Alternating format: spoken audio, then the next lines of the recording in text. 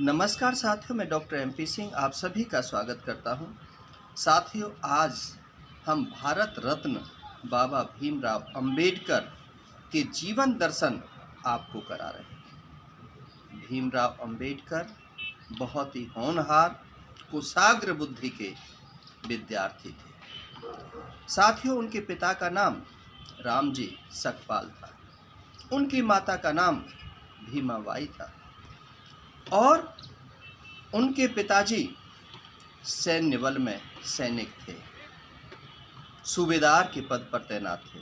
लेकिन जब वो रिटायर्ड हो गए तो अपने घर पर जब आए, उस समय पर दलित बस्ती के, दलित वर्ग के लोगों को विद्यालय के अंदर दाखिला नहीं दिया जाता था।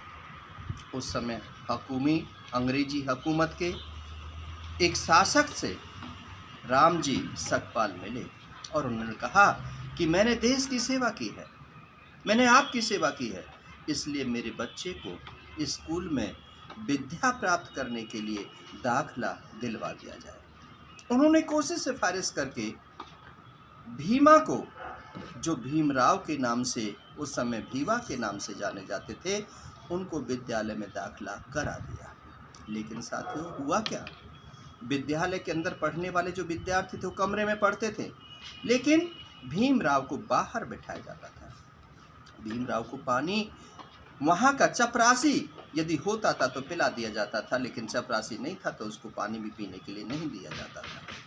लेकिन भीमराव कुशाग्र बुद्धि थे, इसलिए हर क्लास में अव्वल रहते थे। उनके गुरुजी अंबेडकर थे और जो अध्यापक थे वो भेदभाव की नीति अपनाया करते थे। वो अंबेडकर ने उनको अपना नाम दिया, इसलिए उनको भीमराव अंबेडकर कहने लगे। साथियों, 10वीं क्लास की परीक्षा जब उन्होंने उत्तीर्ण की तो उस समय श्री कृष्ण जी, उनके जो गुरुजी थे, उन्होंने अपनी द्वारा लिखित पुस्तक उनको भेंट की और उनको स्कॉलरशिप मिली। स्कॉलरशिप मिलने से उन्होंने कभी हार नहीं मानी। धर्म के जो लोग थे उन्होंने अनेकों प्रकार से भीमराव को बाधा डाली, रुकावट डाली, मुसीबतों में उनका जीवन गुजरा, बहुत संघर्ष किए। उनके पास एक छोटा सा घर था, एक कमरा था, जिसमें सब लोग एक साथ नहीं रह सकते थे, एक साथ नहीं सो सकते थे, बारी बारी से उनको सोना होता था। लेकिन भीमराव को नींद नहीं आती थी। रात को भी वो लालटेन की टिमटिमाती हुई बत्ती के अंदर पढ़ा करते थे और दोनों हाथों से लिखा करते थे। लेखन कार्य उनका बहुत अच्छा था, श्रवण कार्य उनका बहुत अच्छा था। लेकिन उनके मन में एक ही चिंता थी कि जो भेदभाव की नीति है, छुआछूत है, अस्पृश्यता है, वर्ण भेद है, धर्म भेद है, जाति भेद है, इसको मैं कैसे ख़त्म करके रहूँगा, मैं समानता का व्यवहार कैसे ला करके रहूँगा, उसी पर वो चिंता करते रहते थे। खाने के लिए भी लाले पड़ रहे थे, कपड़े पहनने के लिए नहीं थे, खाने के लिए भोजन नहीं मिल पा रहा था, कई कई दिन तक भूखा रहना पड़ता था। और जब उनके परिवार में कई ऐसी विषम परिस्थितियाँ आईं जिन पर जो सवर्ण जाति के जो लोग थे उन्होंने उनको बहुत प्रताड़ित किया, यहाँ तक कि उनको वो कार्य करने पड़े जो कि उनके करने के लायक नहीं थे। उस समय की प्रथा आप साथी जानते थे कि थूक निकलता था तो उसके लिए मटकी गले में रखते थे।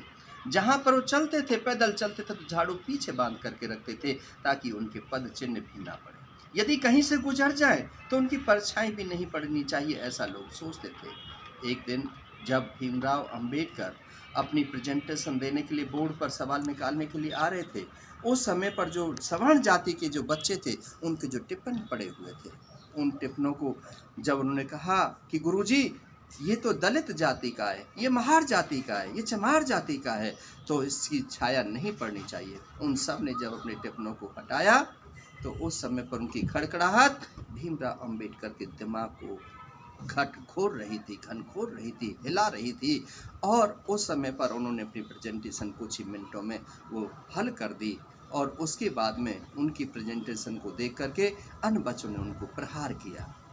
साथियों, पढ़ाई में चाहे कितने भी बैरियर रहे हों, लेकिन इस देश के सबसे ज़्यादा पढ़े लिखे उस समय के जो विद्यार्थी थे वो बाबा भीमराव अंबेडकर ही थे।